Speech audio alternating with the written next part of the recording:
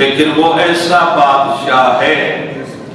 جس کی حکومت و سلطنت و کرسی کا دائرہ لامحدود ہے، لامتناہی ہے، ختم ہونے والی حدیں نہیں رکھتا ہے۔ وہ خالق، اس نے بھی ایک عادلانہ نظام قائم کیا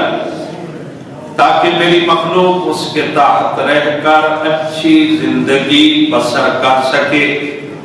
ہر ایک کو اس کا حق ملے، ہر ایک کو اس کا حصہ ملے، ہر ایک کو اس کی عزت و احترام اس کے مقام کے مطابق ملے، کسی کو کمزور نہ سمجھا جائے، کسی پہ ظلم نہ کیا جائے، طاقت کے بل بوتے پہ کسی کو مار نہ دیا جائے، قتل نہ کر دیا جائے۔ اور اگر ایسا ہو بھی گیا تو پھر خالق نے اس کا علاج بھی بتایا ہے۔ یہ آیت مبارکہ جو 178 آیت ہے سورہ بقرہ پارہ نمبر 2 ہے، اس میں خالق کائنات اہل ایمان کو مخاطب ہو کر فرما رہا ہے، اے ایمان والو کتب علیکم القصاص، تم پر قصاص فرض کر دیا گیا ہے، لکھ دیا گیا ہے۔ لکھ دیا جانا مطلب لفظی معنی یہی ہے، لیکن اس کا معنی یعنی تم پر فرض اور واجب کر دیا گیا ہے۔ فی القتل، جب تم قتل کر بیٹھتے ہو، تم قتل کرتے ہو تو اس وقت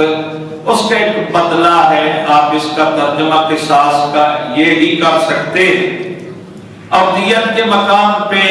یہاں پر تو ہے کہ اگر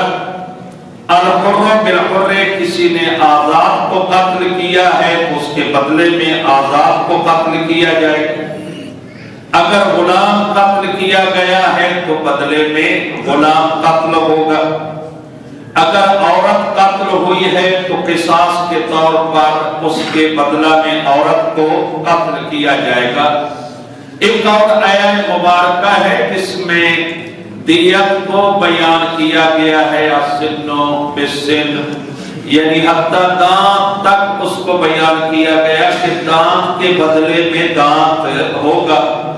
اور آنکھ کے بدلے میں آنکھ ہوگی۔ اب جب بات آئی نا آنکھ کی تو کچھ لوگ جب چند ایک الفاظ یہ سمجھ لیتے ہیں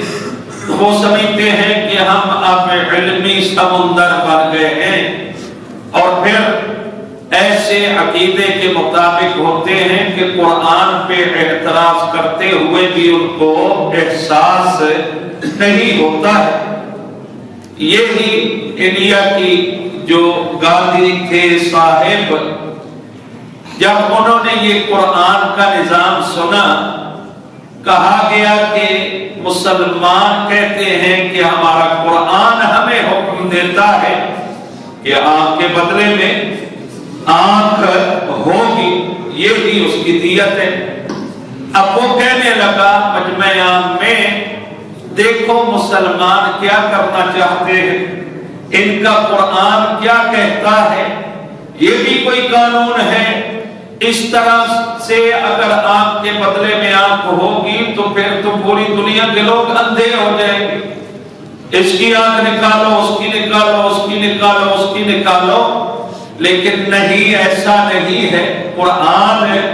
اس طرح سے نہیں چاہ رہا ہے، نظام خداوندی ہے، دستور کے تحت چلنا ہے۔ تو خالق فرماتا ہے کہ جب مطلب اس کا یہ بنتا ہے کہ جب آپ کسی کی آنکھ نکالتے ہیں پھر دوسرے کی آنکھ اس کے بدلے میں نکال دی جائے یا آپ کی آنکھ ضائع کر دی جائے تو پھر یہ ہے دیکھنے والوں کے لیے یہ نشان عبرت بن جاتا ہے کہ یاد رکھو کسی کی آنکھ نکالو گے تمہاری آنکھ بھی نکال دی جائے گی۔